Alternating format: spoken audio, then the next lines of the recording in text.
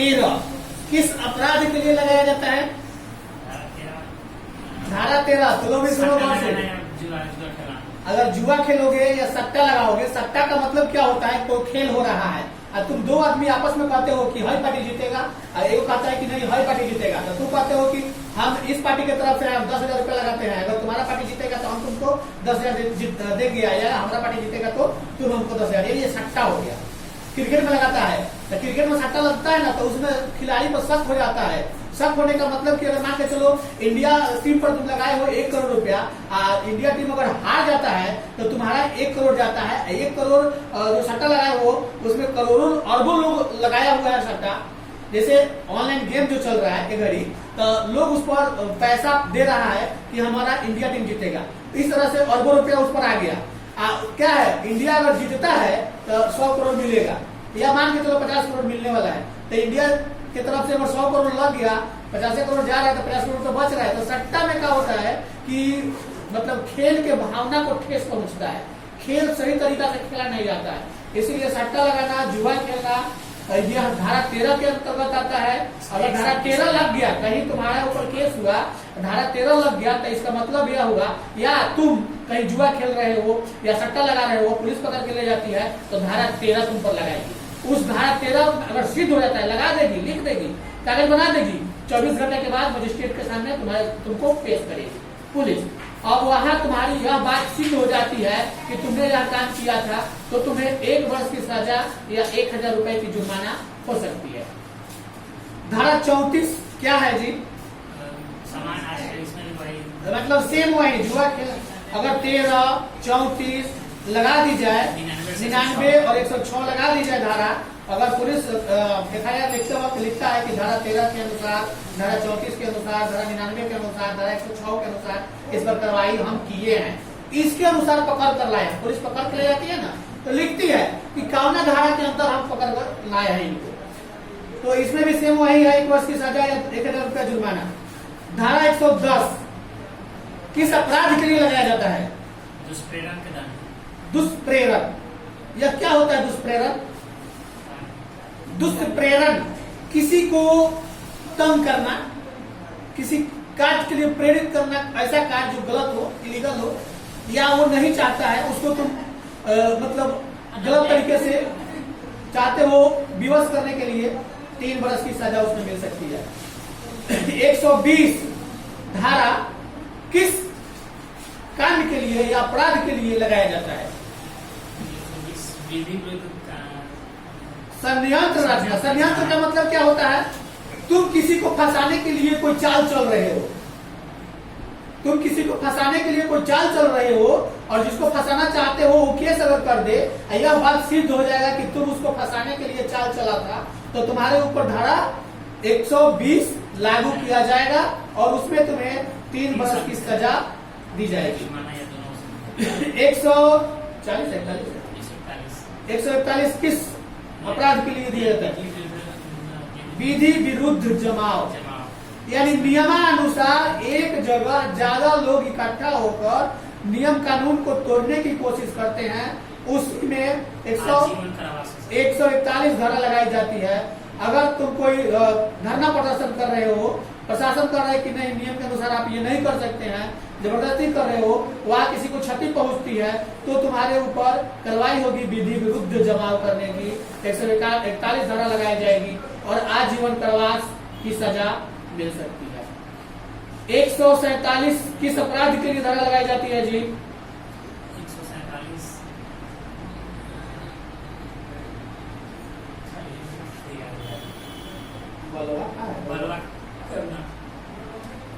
2 वर्ष की सजा दोनों की। 161 अपराध की किस? रिश्वत लेना या देना। अगर तुम किसी से रिश्वत लेते हो या किसी को देते हो तो दोनों पर धारा सेम लगता है 161, और उसमें 3 वर्ष की सजा जुर्माना दोनों भी हो सकती है। 171 धारा किस कारण से लगाई जाती है? चुनाव में रिश्वत लेना या देना। चुनाव में कोई अधिकारी किसी से रिश्वत लेता है या किसी को रिश्वत दी जाती है, तो वोट लेने के लिए दिया जाता है, या वोट लेने के लिए दिया जाता है, तो 1 वर्ष की सजा। 500 जुर्माना की राशि कम है, सरकार से आग्रह रहेगा कि जुर्माना की राशि बढ़ा दे, 500 को कहीं 5 लाख कर दे तो अच्छा रहेगा। क्योंकि उस समय के हिसाब क्योंकि से नियमानुसार जैसे जैसे महंगाई दर बढ़ा, जुर्माना की राशि भी बढ़नी चाहिए। बढ़नी चाहिए। जैसे जैसे जितना परसेंट महंगाई बढ़ रहा है उतना परसेंट जुर्माना की राशि को बढ़ाना चाहिए सरकार को, और आज के समय में तो लाख से नीचे रखना गलत है। इसलिए कि जब एक मुखिया करोड़ों रुपया चुनाव में खर्चा कर सकता है, तो वो तो हर आदमी को चाहेगा तो 1000 रुपया देकर खरीद सकता है, तो वह आदमी 500 रुपया जुर्माना देकर छूट नहीं सकता है। 1000 रुपया घूस लेगा, 500 जुर्माना देगा, 500 में अपना खाएगा पिएगा। तो यह नियम को संशोधन करना अति आवश्यक है। चुनाव में घूस लेना और देना 1 वर्ष के सजा को 10 वर्ष में किया जाए, और उसको हमेशा के लिए चुनाव से वंचित किया जाए। 500 को 5 लाख कर दिया जाए तो ठीक रहेगा। 177 धारा किस अपराध के लिए लगाई जाती है जी? पुलिस को गलत इन्फॉर्मेशन देना है सरकारी। एक बात और है कि पुलिस को तुम गलत इन्फॉर्मेशन देते हो, जानबूझ के गलत इन्फॉर्मेशन देते हो, तो तुम्हारे ऊपर धारा 177 लगाई जाती है। इसमें 6 माह की सजा हो सकती है, 1000 रुपया जुर्माना हो सकती है। लेकिन यह तब हो सकती है जब यह पुलिस सिद्ध करे कि इन्होंने मुझे गलत सूचना दी है, और सूचना देने वाला यह सिद्ध करे कि मैंने गलत सूचना नहीं दी है।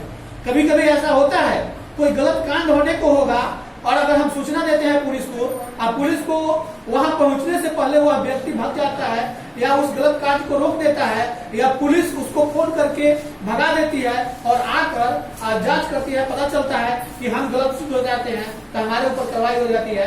तो यह बात भी हमें वहां सिद्ध करना पड़ेगा, हमारे वकील या हमारे सबूत के माध्यम से सिद्ध करना पड़ेगा कि हमने गलत सूचना नहीं दी है, हमने सही सूचना दी है, जबकि इसमें पुलिस का इन्वॉल्वमेंट हो, या किसी कारणवश वह पार्टी पहले भाग गया हो, उसको शक हो गया हो, तो इसमें बचा जा सकता है। अन्यथा पुलिस अगर तुमको फंसाना चाहे तो फंसा सकती है। 186 धारा किस काम में आती है जी? सरकारी कार्यों में बाधा पहुंचाना। मान के चलो तुम ऑफिस का चक्कर काट रहे हो और तुम्हारा काम नहीं हो रहा है, अब तुम जाके हंगामा कर देते हो, वो अधिकारी तुम्हें फंसा सकता है कि सरकारी काम में बाधा उत्पन्न की है। लेकिन तुम्हारे पास इस बात का प्रूफ होना चाहिए कि तुम 2 दिन, 4 दिन, 10 दिन, महीना दिन, 6 महीना से दौड़ रहे हो ऑफिस, तुम्हारा काम नहीं हो रहा है, और तुम अंत में हार कर यहाँ यह कांड किया, तो तुम बच भी सकते हो। वह डिपेंड करता है कोर्ट के ऊपर, डिपेंड करता है उसके ऊपरी अधिकारी के ऊपर कि इस व्यक्ति का काम इतने दिन से क्यों पेंडिंग है।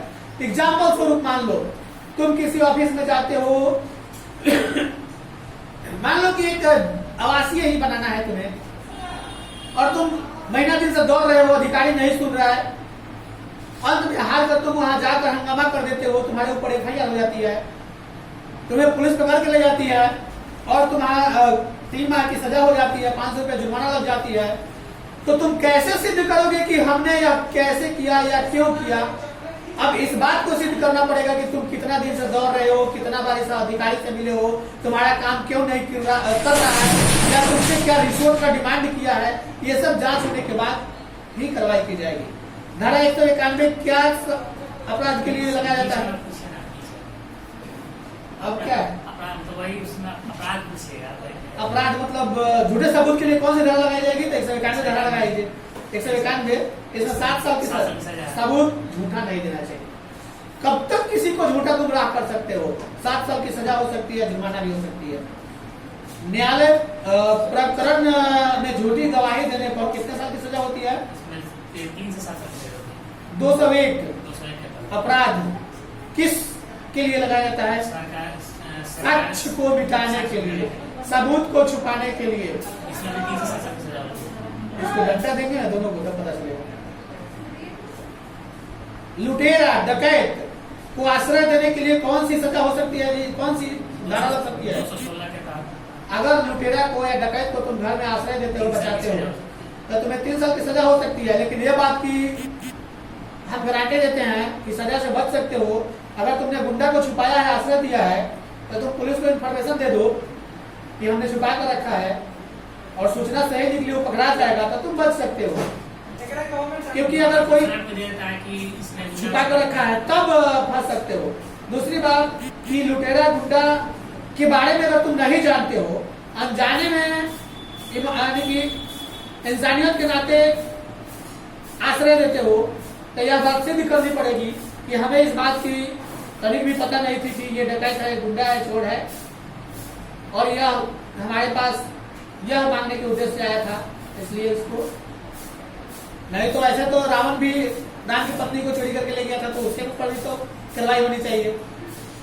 सजा नहीं है, देखो आदमी मर जाने का मतलब नहीं है, मर जाने के बाद भी सजा सुनाया जा सकता है, लेकिन बाद में उसके नाम पर वह सजा अलॉट हो जाता है।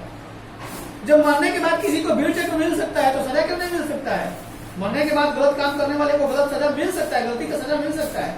अब कहोगे कि फांसी का सजा मिले तो किसको लटकाया जाएगा? उसके पुतला को लटकाया जाएगा, लेकिन लटकाया जाएगा,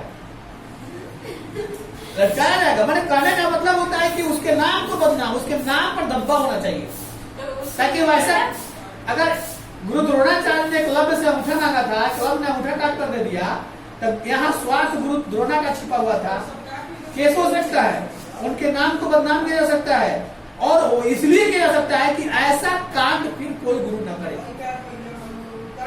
भविष्य में कोई न करे। मतलब उन्होंने किसी को वचन दिया था कि तुमको हम धनुधर बनाएंगे, और एकलव्य कहीं उनसे ज्यादा धनुधर बन चुका था, इसलिए उनको मजबूरन उसका अंगूठा मांगना पड़ा था। लेकिन ऐसा काम, हाँ, ऐसा काम सजा इसलिए दी जाती है ना कि भविष्य में कोई सोच कर भी वो काम ना करे। तो लोगों को मिलने से क्यों नहीं दिया सरकार? मतलब उस पर आगे सरकार अगर निर्णय करे, चाहे कोई केस करे, चाहे कोई उसका सुनवाई करे, ताकि भविष्य में ऐसी कांड ना हो, तो सुनवाई हो सकती है। अब आगे बताते हैं कि विधि पूर्वक तो छोड़ दो, जाली सिक्के बनाने में कौन सी धरा लग सकती है? 221 में जाली सिक्का बनाने के लिए 7 साल की सजा है।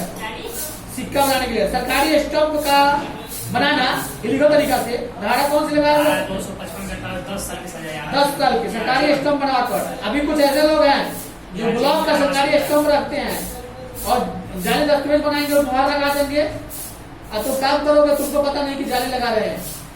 ऐसा होता है, जाली स्टम्प का प्रयोग करते हैं। सरकार को मेरे ख्याल से स्टम्प हटा देनी चाहिए, क्योंकि इसका इलीगल करण को रोका नहीं जा सकता है, और स्टम्प भारतीय का देन नहीं, अंग्रेजों का देन है। इसलिए स्टम्प के जगह अंगूठा का निशान ही काफी है। उस अधिकारी के अंगूठा का निशान नहीं, अंगूठा का निशान ही काफी है। और तुम लोग पूछना चाहिए टाइम हो गया, ज्यादा हो गया, तो ज्यादा से क्या लेन देना है?